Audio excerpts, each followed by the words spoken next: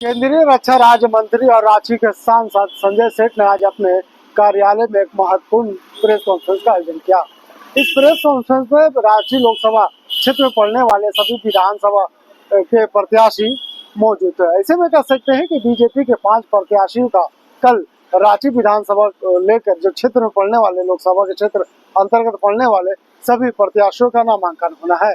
वहीं नामांकन में सभी का अलग अलग टाइम है, क्योंकि शिवराज सिंह राजधानी रांची में मौजूद और ऐसे समय में तमाम जो भी प्रत्याशी बीजेपी की तरफ से होंगे जो नामांकन करेंगे सभी प्रत्याशियों के बीच में शामिल होंगे, नामांकन में शामिल होंगे और लोगों को संबोधित भी करेंगे। तो कहीं ना कहीं कल के लिए बीजेपी के लिए बड़ा दिन है कि बीजेपी के लोकसभा के संसदीय क्षेत्र में पड़ने वाले तमाम विधानसभा क्षेत्रों से जो भी बीजेपी के उम्मीदवार होंगे अपने अपने विधानसभा क्षेत्र से कल नॉमिनेशन करेंगे। इस पूरे मौके पर क्या कुछ कह रहे हैं तमाम बीजेपी के नेता, चलिए हम आपको सुनाते हैं। जीतू चरण राम काके के प्रत्याशी जीतू चरण राम,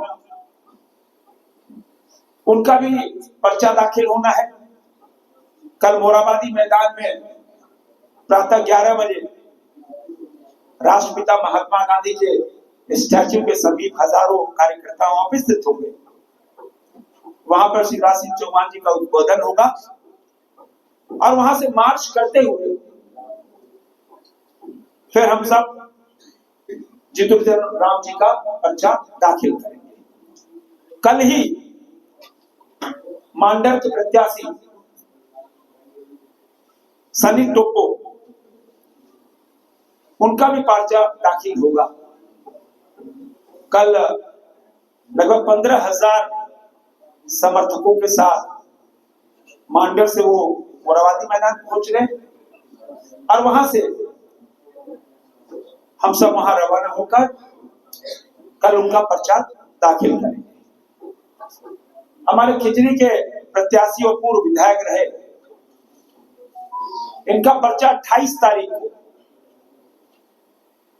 प्रातः 11 बजे मोराबादी मैदान में हम सब इकट्ठा होंगे और 28 तारीख को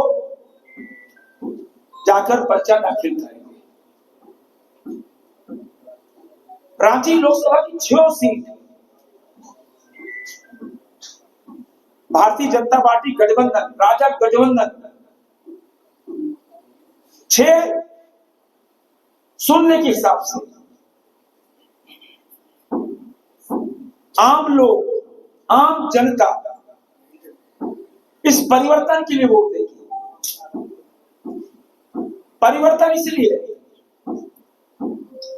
कि राज्य सरकार का विदाई, हमेशा इन्होंने झूठ बोला,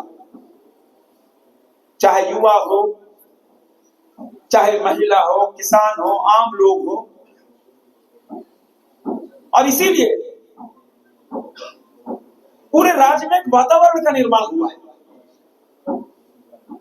और वातावरण निर्माण कि यहां डबल इंजन की सरकार, प्रधानमंत्री नरेंद्र मोदी जी का विकास जो देश में नहीं दुनिया में सर चढ़कर बोल रहा है। दुनिया आज मोदी की ओर देख रही है। दुनिया में शांति स्थापित करना है तो मोदी को बुलाओ, दुनिया में युद्ध खत्म करना है तो मोदी को बुलाओ, दुनिया में विकास लाना है तो मोदी को लाओ। और जब सिर्फ 1-2 वर्ष बाद ही हम सब जब दुनिया की तीसरी आर्थिक शक्ति बनेंगे, तब इस प्रदेश के अंदर भारतीय जनता पार्टी के नेतृत्व में जो राजग गठबंधन की सरकार बनेगी, हम सबके साथ न्याय करने का काम करेंगे और विशेषकर युवाओं के साथ। कभी युवा पे लाठी नहीं, कभी प्रशासनिक प्रताड़ना नहीं, कभी भी नहीं। युवा परीक्षा देने जा रहा और कटीले तारों में घेर दो रांची को, परीक्षा देने जा रहा इंटरनेट बंद कर दो। अरे अपने बच्चे हैं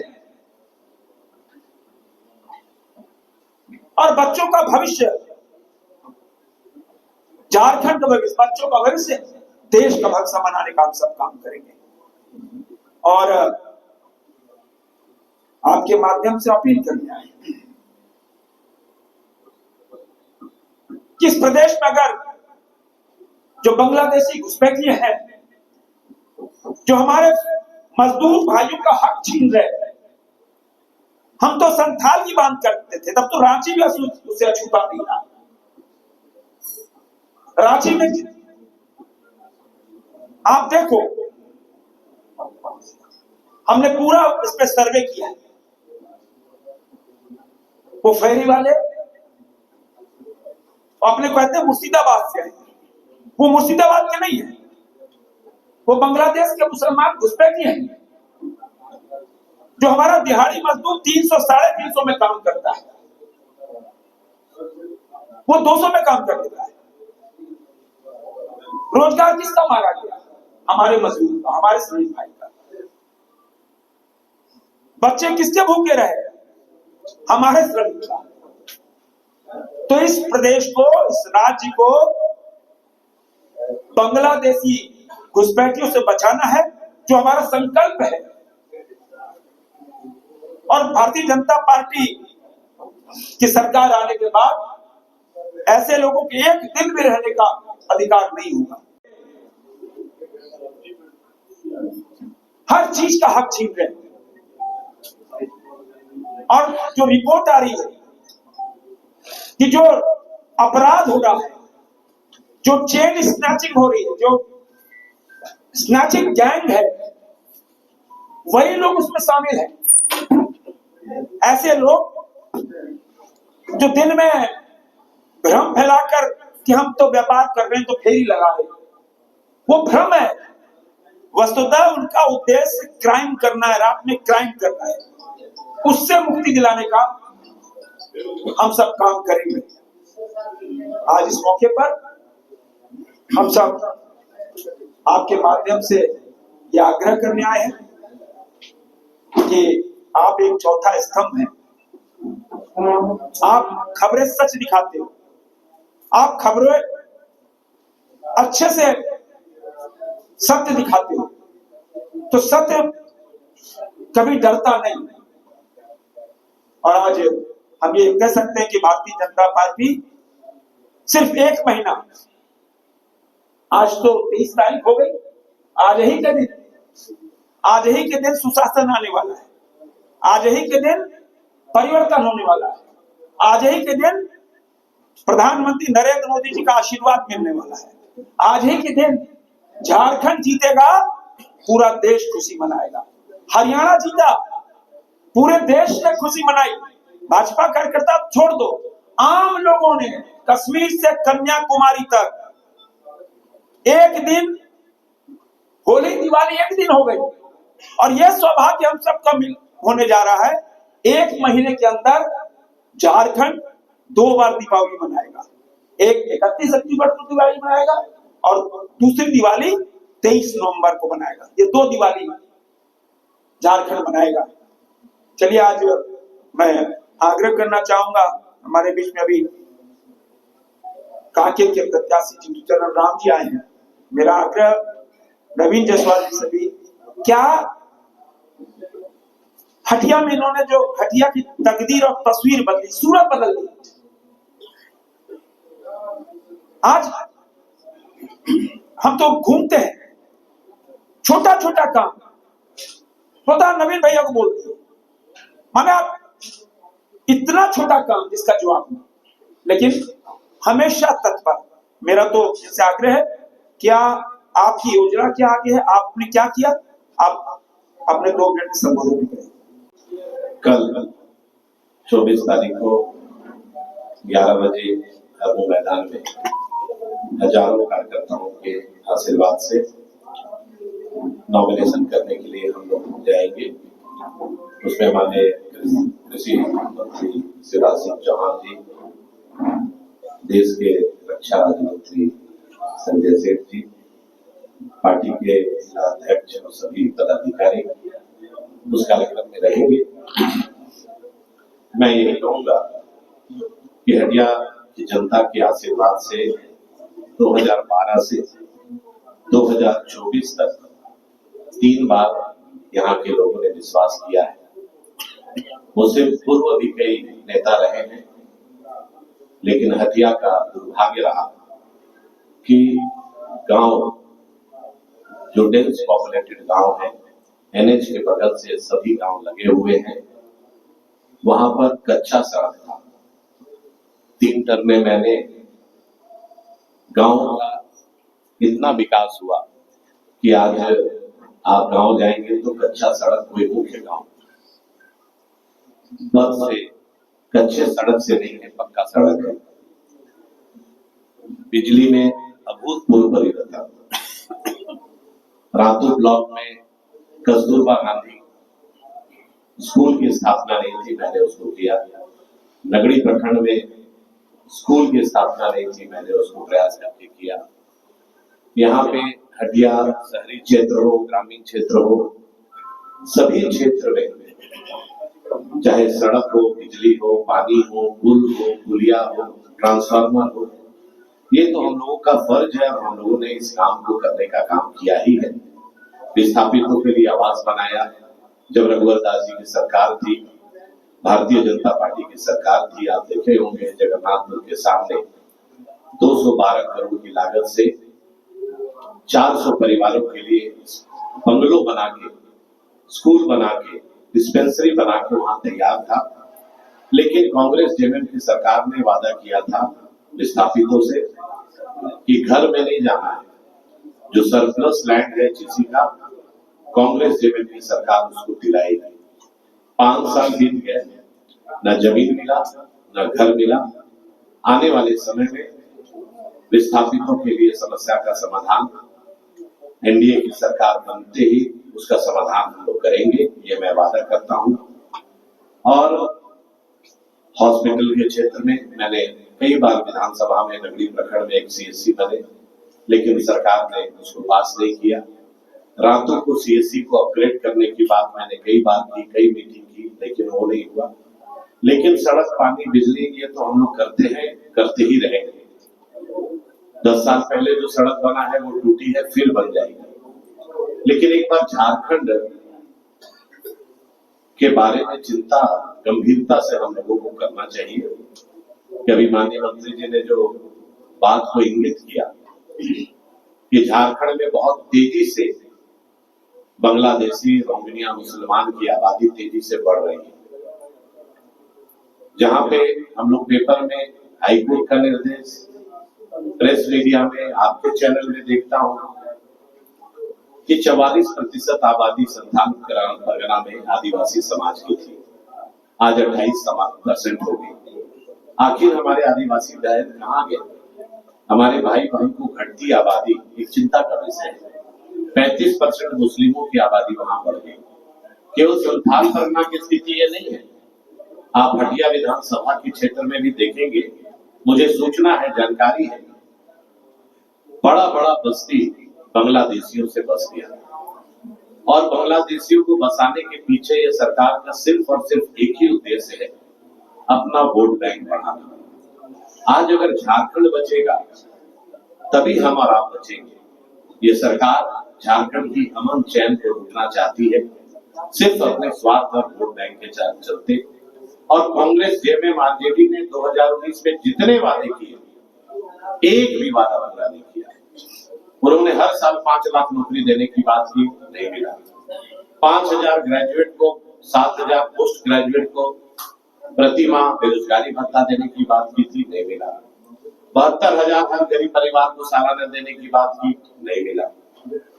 उन्होंने 2-2 हजार चूल्हा खर्चा हर एक महिलाओं को देने की बात की, 5 साल तक नहीं मिला।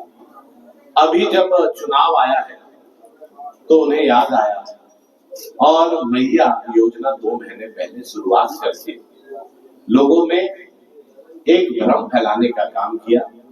और जनता भी जानती है ये 2 महीना का सरकार है और ये 2 महीने का योजना है।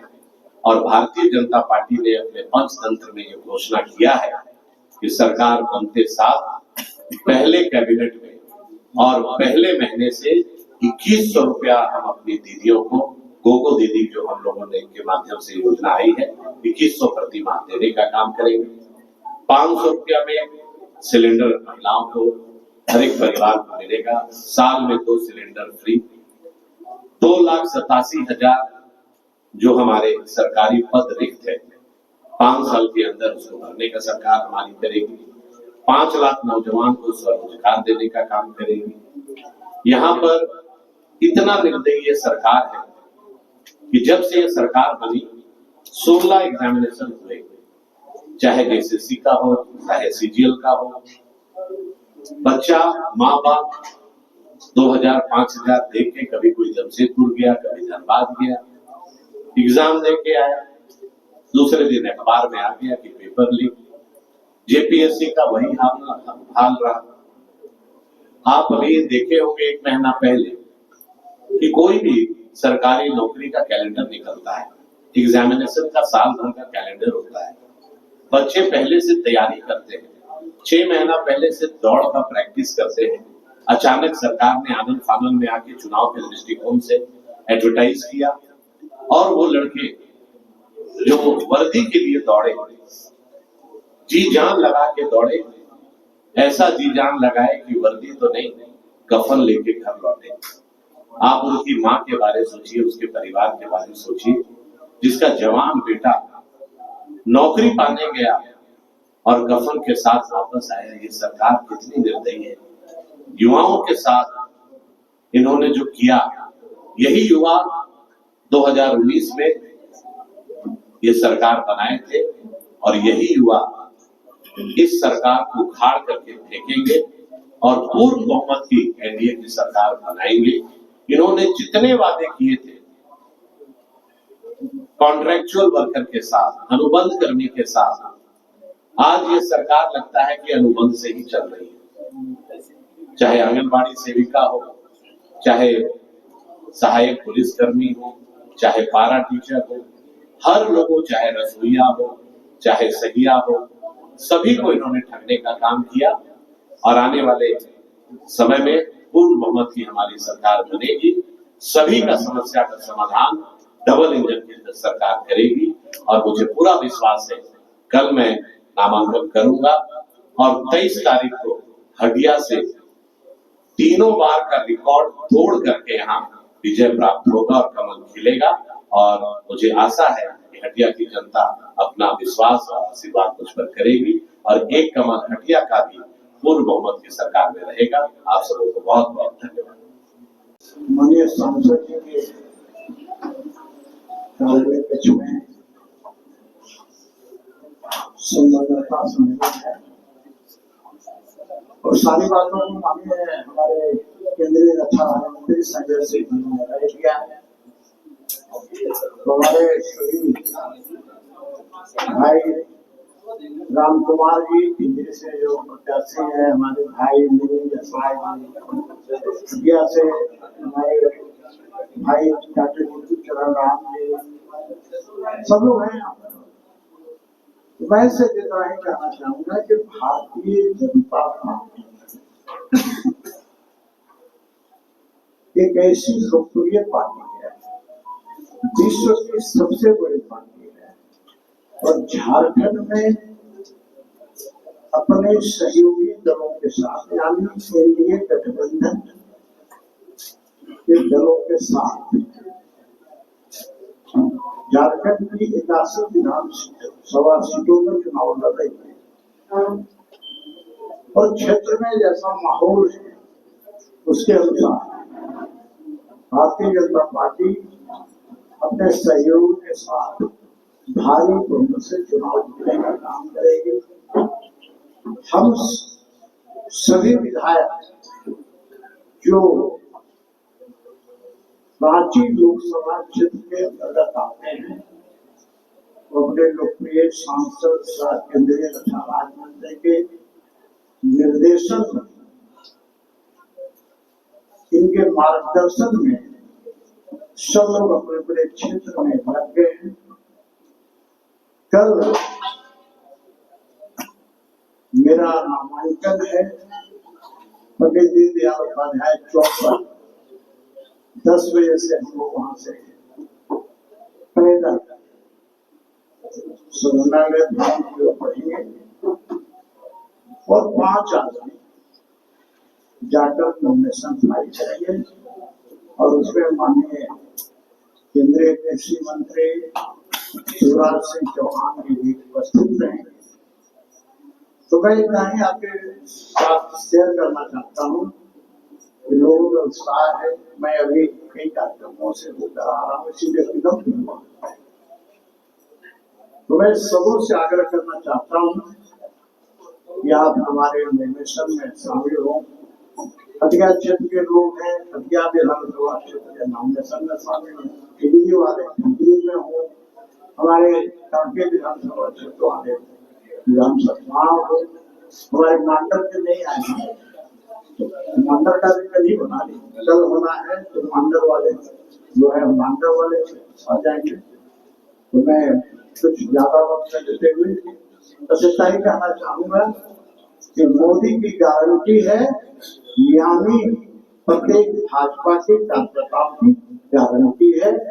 नए भ्रष्टाचार से मुक्ति दिलाने का काम करेंगे और 5 साल के अंदर जिस प्रकार से जेएमएम कांग्रेस और राजद ने मिलकर इस झारखंड को लूटने का काम किया है, उससे मुक्ति दिलाने का काम करेंगे। बातें बहुत सी चीजें हैं, रोज प्रेस कॉन्फ्रेंस होती है, आप जानते हैं। उस वक्त में मैं इतना ही करना चाहता हूँ कि भारतीय जनता पार्टी के प्रति लोगों में उत्सुकता है और मुझे पूर्ण विश्वास है कि इनके हमारे माननीय सांसद जी के 6 विधानसभा क्षेत्र आते हैं, उसमें सिमरी भी आता है। वहां से खुद आज सुबह सुप्रीमो और सुदेश महतो जी होंगे, ईचागढ़ से भी होंगे। 6 के 6 चुनाव जीत करके भारतीय जनता पार्टी की झोली में डालने का काम करेंगे। तो झारखंड में भारतीय जनता पार्टी का बहुमत की सरकार है। बहुत बहुत धन्यवाद। आज इस प्रेस कॉन्फ्रेंस के द्वारा माननीय रक्षा राज्य मंत्री द्वारा आयोजित इस प्रेस वार्ता में उपस्थित सम्मानित सभी हमारे प्रत्याशीगण, जिलाध्यक्षगण, महामंत्रीगण, वरिष्ठ नेता और आप सभी सामने बैठे मीडिया कर्मी, आज की इस प्रेस वार्ता में आप सबको ढेर सारी शुभकामनाएं और बधाई देता हूं, क्योंकि जिस तरह से पार्टी एक कार्यकर्ता के सम्मान देती है, उसी तरह कार्यकर्ता भी पार्टी के प्रति समर्पित और समर्पण भाव से काम करती है। जब मैं क्षेत्र में 2014 से 19 था विधायक, तो मैंने अपने क्षेत्र में भरपूर नई चीजों को लाने का प्रयास किया। जिस प्रकार से एग्रीकल्चर के क्षेत्र में इंजीनियरिंग नहीं होता, लेकिन इंजीनियरिंग कॉलेज को हमने लाने का प्रयास किया। वेटनरी एनिमल हस्बेंड्री में वेटनरी कॉलेज बंद था, उसको भी खुलवाने का काम किया। सॉइल साइंसेस के क्षेत्र में और नेशनल ऑफ सॉइल साइंस लाने का काम किया। हेल्थ के क्षेत्र में जब एम्स नहीं आया यहाँ, तो निराश हो रहे थे हमारे क्षेत्र के लोग। उसके लिए कैंसर रिसर्च सेंटर ला करके सुब्रतों वहाँ रेल पास के पास काम करने की कोशिश। उसी तरह से क्षेत्र की जनता के बीच में कई एक ऐसी बीमारी होती है जिसको लोग नहीं जानते हैं और वैसी स्थिति उनका ध्यान होता है, जैसे डायबिटीज है, शुगर है, हार्ट का है, उसको एनसीडी नॉन कम्युनिकेबल डिजीज को सर्वप्रथम माननीय मुख्यमंत्री रघुवर दास जी के द्वारा लॉन्च कराया गया था, जो आज हेल्थ वेलनेस सेंटर के रूप में काम कर रही है। हम लोग बिजली के क्षेत्र में भी काफी अच्छे काम किए थे। बेड़वाली में बड़े बड़े ग्रिड लगवाए, जहाँ पर छोटे छोटे से गाँव में सब सेंटर नहीं हुआ करता, तो उसमें सब सेंटर लगाए ताकि बिजली का ट्रांसमिशन धीरे धीरे गाँव तक चला जाए। और इस प्रकार से ढेबरी दूध को विश्वास करने की कोशिश की। एग्रीकल्चर के क्षेत्र के साथ साथ स्वास्थ्य के क्षेत्र के साथ शिक्षा के क्षेत्र में काम किया। बहुत सारे ऐसे कॉलेज थे, स्कूल थे, उसको अपग्रेड किए। बहुत सारे ऐसे कॉलेज जो पेंडिंग थे, उसको कॉलेज को बना करके आज छात्रों को उच्च शिक्षा के लिए काम करने का प्रयास किया। इंफ्रास्ट्रक्चर के क्षेत्र में आप यहाँ लालगंज से मैक्लुशीगंज तक देखेंगे कि पहले कांटे का तस्वीर एक ऐसा तस्वीर था जो कि घुटने भर गड़ा हुआ करता था, रोड में गड्ढे में रोड, इस तरह की चीजें थी। आज आपकी कम्युनिकेशन कम्युनिकेशन है, यहाँ से खरारी तक आप जा सकते हैं आसानी से विदाउट हिंड्रेंस। इस प्रकार का काम हम लोग करने की कोशिश किए। गुड गवर्नेंस में भी काम किया। एक थाना को क्रिएट किया क्षेत्र में, चूंकि नक्सल प्रभावित क्षेत्र है, तो इस प्रकार से काम हम लोग करने का प्रयास किए। बहुत सारे काम अभी छोटे हुए पाइपलाइन में हैं। माननीय मंत्री जी उस सब काम को भी कर रहे हैं। आने वाला दिन में हम आश्वस्त करना चाहते हैं काफी की जनता जिससे तरह से विश्वास की है, मैं भी उससे आश्वस्त होकर के मैं उन कामों को पूरा करूंगा और उस क्षेत्र का सर्वांगीण विकास के लिए मेरी पूरी प्रयास रहेगी। आप सबको बहुत बहुत धन्यवाद। दिक्कत यहाँ होती है कि पिछली बार का मार्जिन तो आप देखते हैं, 2014 का तो मार्जिन नहीं देखते हैं, 2009 का मार्जिन नहीं देखते हैं, 2005 का मार्जिन नहीं देखते हैं, 2000 का मार्जिन नहीं देखते हैं। और जब मैं पहली बार चुनाव लड़ा था तब मैं 7,500 वोट से जीता था। और कब जीता था? 10.5 राउंड के बाद। अब समीकरण क्या होता है कब होगा कोई कह नहीं सकता है। इसलिए मैं इतना ही कहूंगा कि चुनाव जीतने में बहुत प्रकार के फैक्टर्स काम करते हैं। महुआ मांझी हो या खुद हेमंत सोरेन जी आ जाए, रांची विधानसभा क्षेत्र की जनता पुनः 7वीं बार सीपी सिंह को विधायक बनाने का काम करेगी और सारे लोग कमल फूल बटन कमाने का काम करेंगे। सभी मीडिया के साथीगण, प्रिंट मीडिया, इलेक्ट्रॉनिक्स मीडिया, सबको जोहार और नमस्कार करता हूँ। क्योंकि मैं 2-3 विषय आप लोगों के बीच में रखना चाहता हूँ। हिजरी विधानसभा क्षेत्र के अंतर्गत जब एनडीए की सरकार थी उस समय जिस गांव में बिजली नहीं पहुंचा था, क्षेत्र में महाविद्यालय बनवाए, ITI कॉलेज बनवाए, बहुत सा कनेक्टिविटी रोड जहां लोगों को जाने की सुविधा नहीं थी वहां तक हम लोगों ने पहुंचाया। परंतु मैं आपके माध्यम से जनता को ये कहना चाहता हूँ कि 5 साल के दरमियान कुछ क्षेत्र के जो विधायक हैं, पूरे विधानसभा क्षेत्र में जो हमारा महाविद्यालय बनवाए हैं उसको भी शुरुआत करने नहीं सके, ITI कॉलेज बनवाए उसको भी उन्होंने शुरुआत नहीं की। इस तरह से एक भी योजना धरातल पर 5 साल के दरमियान में उन्होंने नहीं पहुंचाया। बड़ी खुशी होता है जानकर, हंसी भी लगता है कि अभी 1 सप्ताह के पहले, जब आचार संहिता लगने से 1 सप्ताह पहले, जो विधायक 5 साल में 50 स्थानों पर शिलापट नहीं लगाया था, लोग 1 सप्ताह में कम से कम 150 शिलापट लगा के वोट लेने का, ढकने का एक तरह से षड्यंत्र रच रहे हैं। इस तरह से जो राजनीति का चाल और चरित्र है उसको निश्चित रूप से जनता देख रही है। और मुझे उम्मीद है कि हमारे राज्यसभा में हमारे लोकप्रिय सांसद और केंद्रीय राज्य मंत्री जी के नेतृत्व में जो उन्होंने कहा है कि हम लोग सभी सीट को जीतेंगे, इन चंद शब्दों के साथ आप सभी को बहुत बहुत जोहार और सबको नमस्कार।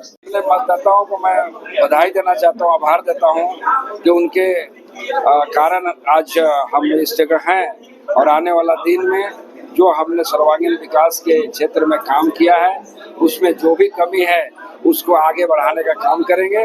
इसलिए जनता से मेरी अपील है कि कल के नामांकन कार्य में अधिक से अधिक संख्या में इस कार्य को सफल करें। चुनाव जीतने के बाद आपका रोजगार के क्षेत्र में क्या, रोजगार के क्षेत्र में आप क्या विकास करेंगे? देखिए, रोजगार के क्षेत्र में जिस प्रकार से हम लोग पिछले बार इंडस्ट्रियलाइजेशन का काम को प्रारंभ किया, 4 तरह के यहाँ टेक्सटाइल इंडस्ट्री को लगवाए और टेक्सटाइल इंडस्ट्री में युवा युवती सब मिल करके काम करते हैं। इस प्रकार से यहाँ डेयरी फार्म भी बना करके ताकि वहाँ के लोग, जो युवा लोगों को रोजगार अधिक से अधिक मिल सके। इस तरह से कई एक कार्य को करने की कोशिश की ताकि लोगों का रोजगार बढ़ सकता है, ताकि सभी को सरकारी नौकरियां नहीं दी जा सकती है। इस तरह से काम करके रोजगार को बढ़ाने का काम किया।